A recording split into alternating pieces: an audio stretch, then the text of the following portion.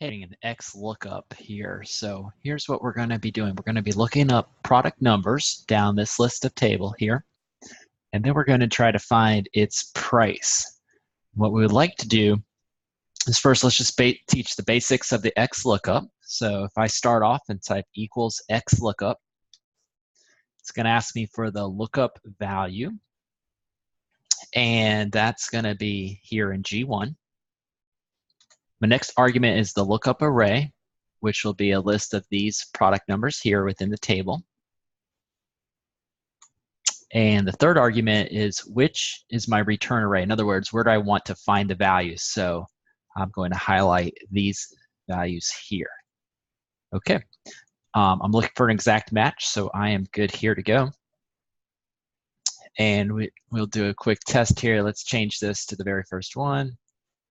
SB984, you can see it's 529. Okay, so that works great if I was always looking for the price, but the problem is I'm not. I'm gonna wanna change this to product type, and I'd like to be able to see its associated product type or its product name. So here's the trick to doing that. The first thing you're gonna do is you're gonna have two Xlookups. So Xlookup needs up until this third argument here where it says return array. Okay, so in this right here, we're going to do another Xlookup.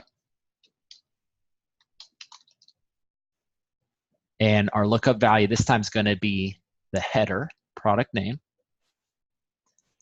That's our lookup value. Where are we looking it up? Our lookup array will be the headers here.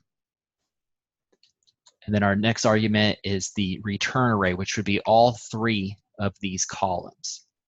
So just to make it stretch out as far as you need to manage. Okay. Awesome. Okay, so here we go. Let's test it out here. Let's start with the price. $529.95 is the price. Let's do our product type, snowboard, and our product name. Perfect. Okay, so we've got a multi-lookup where we're not only looking up the product name, we're also looking up a variant of its headers that you're looking at here.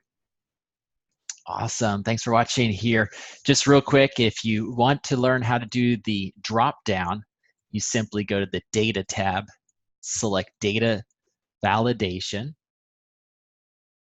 List, Data Validation, List, and then with the source, this is where you could select the headers, and then you'll be able to see how that was. And that's how I did this first one up here too. I just selected the products within the list there. Okay guys, hey, thanks for watching. For more tips and tricks, make sure you follow my blog at sequentiasolutions.com/blog. Guys, have a great day. Thank you.